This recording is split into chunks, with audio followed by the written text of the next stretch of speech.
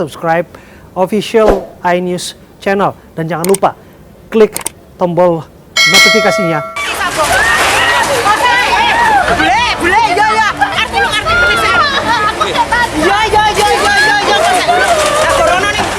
Ibu pemilik kios di Kelurahan Sawah Besar, Semarang, Jawa Tengah ini menangis histeris karena tak menerima kiosnya dibongkar paksa oleh petugas Satpol PP Kota Semarang.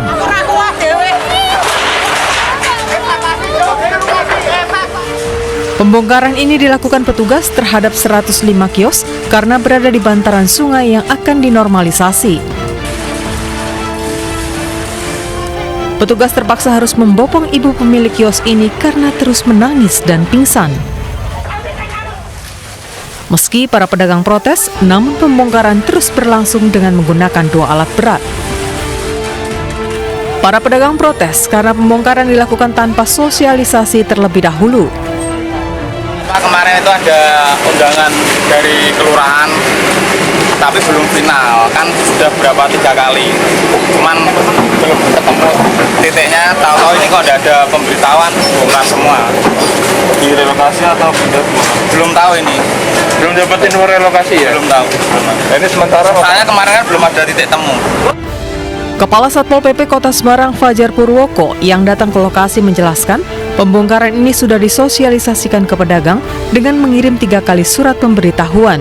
Setelah dibongkar, pedagang akan direlokasi di pusat PKL di kawasan Penggaron, Semarang.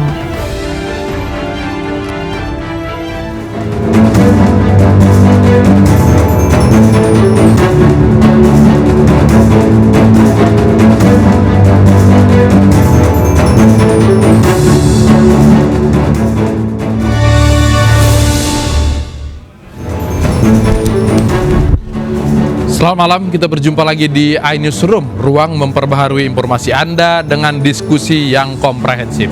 Saya Latif Sregar.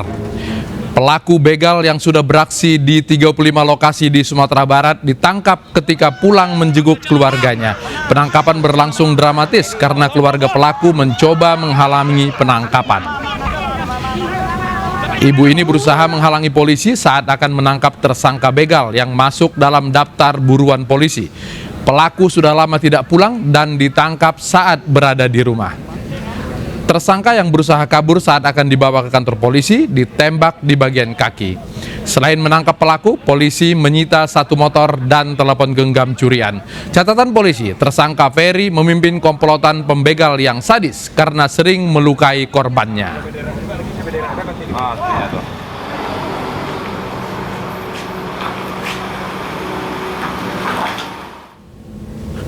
Dua orang kakak beradik tewas bersimbah darah di rumahnya di Pulang Pisau, Kalimantan Tengah. Polisi tengah mengejar pelaku yang diduga masih kerabat kedua korban. 2 jasad ibu rumah tangga kakak beradik Sunarsih dan Jamiah dibawa ke ruang jenazah RSUD Dr. Doris Silvianus Palangkaraya untuk otopsi. Seorang diantaranya tengah hamil 6 bulan. Kedua korban dengan luka parah di bagian wajah ditemukan di rumah sekaligus warung. Kapolres Pulang Pisau AKBP Yuniar Arifianto menyatakan kedua korban diduga korban pembunuhan. Dari pemeriksaan saksi, polisi sudah mengetahui identitas pelaku yang diduga masih kerabat korban.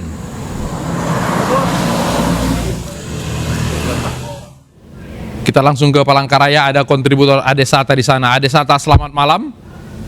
Selamat malam, Bang Latif. Polisi sudah mengantongi identitas. Sejauh ini seperti apa pengejaran kepada pelaku?